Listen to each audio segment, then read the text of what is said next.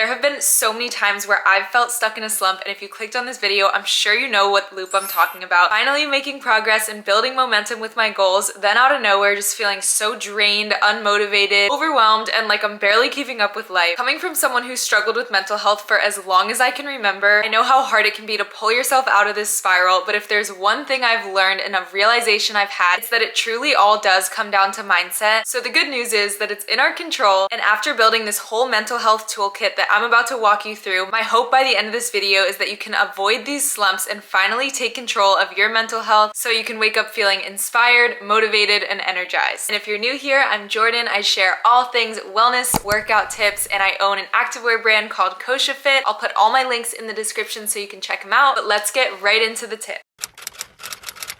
In a world that's filled with so many distractions and notifications and just noise at our fingertips, it's easier than ever to fill any kind of quiet space and never really check in with ourselves or our emotions, how we're feeling, and just kind of brush it all under the rug and leave everything bottled up. But when you think about it, this completely takes away the relationship you have with yourself, and that really is the foundation for every other relationship you have in your life. When I learned how to truly be alone with myself without the constant need of filling up the space, my entire life transformed because I kind of got this inner compass of what I needed, what would serve me best, what I actually value and want from life, and that was such a game changer for my mental health. For me, this looks like intentionally carving out time to reconnect. So maybe that's taking quiet walks in nature without constant music blaring in my ears, or going on a little solo date to a coffee shop, or even just sitting on my couch and journaling. It really doesn't have to be fancy, but it's really just about creating space to nurture that relationship you have with yourself the same way you would if you were dating someone. You want to keep going on dates and keep the relationship going. Same thing with your family. You want to call, check in with them, so why not check in with yourself? That was a huge realization I had about why my mental health kept kind of falling to the back burner, because I really wasn't listening to my needs until it was too late and I was just burnt out and left with no energy. When you can show up for yourself and fill your own cup, that's what's going to cause transformation in all other aspects of your life.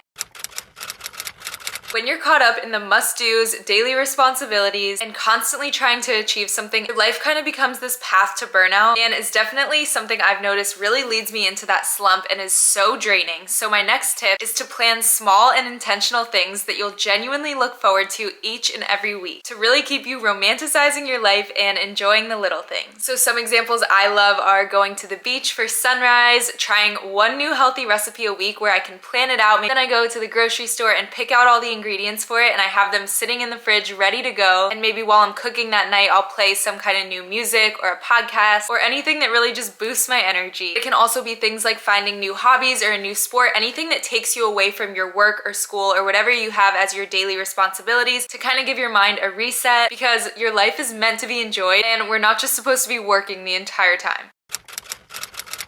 There is something so transformational about waking up at the same time each day and getting that space to really focus on you, which is why my next tip is to build out a morning routine that you absolutely love. It doesn't have to be hours long, super overwhelming, or filled with a million things that makes you feel really rigid and structured. I've found that what works best for me is to have that space carved out and then have little things that I rotate between each day. So sometimes it's meditation, sometimes it's journaling, some movement to wake up my body, or reading or breath work. But I think the most important things you can do are not check your phone this first 30 minutes or hour of the day, whatever you can do based on your schedule, and hydrate. Hydration is so important, especially for having energy for the rest of the day. Showing up for yourself before getting into the day and reacting to everything in your world is truly so important for really taking control of your mental health first thing. I know sometimes if I wake up and check my notification and maybe there's something I didn't want to see, or just something that makes me feel kind of icky, it's instantly going to impact my mood for the day, versus if I have my phone in a different room and I set intentional time to figure out how I want to feel for the day, check in with my emotions first thing, then I'm already in control of my mind before getting into all of my responsibilities.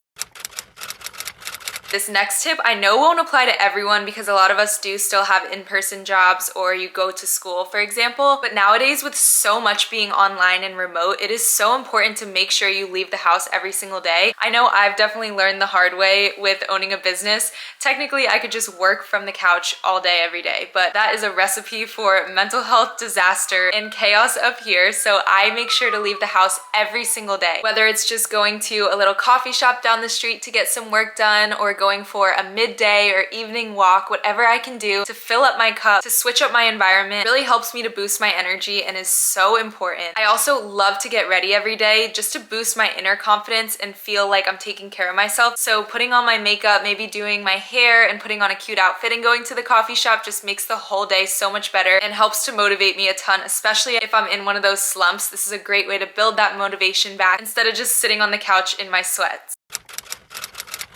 When you start understanding how your body, your mind, your energy, and everything about you works, your whole life is going to transform because you can design your routines and your lifestyle in a way that genuinely works for you instead of just trying to follow all of these things you see on social media that other people are doing. It's great to find little pieces of motivation here and there, but ultimately it's going to come down to testing things and figuring out what works best for you specifically. So some ways I love to do that: first, definitely do your human design chart. I'll leave a link for it in the description if you want to check it out. Put in your birth date, I think it's where you were born, and a couple other things, and it tells you so much about yourself. Same with cycle syncing for my girls, to really get to know your energy levels on different times of the month and what you're going to be able to handle and take on, even when it comes to like socializing and making your plans. I can make an entire video on this one because it's changed so much of how I operate, how I plan out my workouts and everything, so let me know if you want to see more of that. The last one I would do is to keep a journal where you can really track your daily decisions and start to reflect on them, because it's so easy to try a new type of movement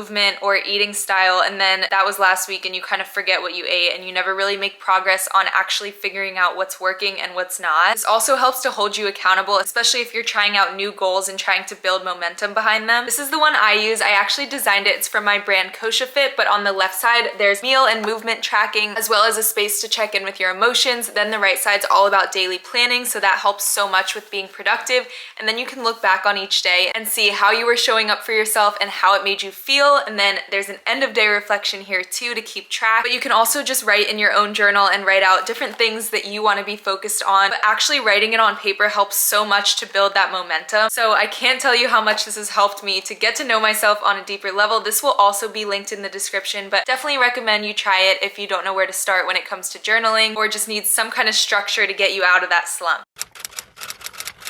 The next tip that's had a huge impact on my mental health is really making an effort to build my self-confidence. It's truly built on self-worth and self-trust, which really all comes down to keeping the commitments and promises that you make to yourself. And then over time, that really reinforces the belief you have in yourself. Because, for example, if you say you're gonna wake up early and go work out and you do, then your body knows it can trust you. So I like to start with small goals here. So maybe it's just like a 10 to 15 minute walk every day that you can stick to for the next 21 days. And you'll notice how much your relationship with yourself improves versus trying to set all these crazy goals that are super unrealistic and overwhelming that just make you feel drained and then you end up back at square one the next week. Start slow and then gradually build from there, and you'll notice that your self-confidence will grow so much.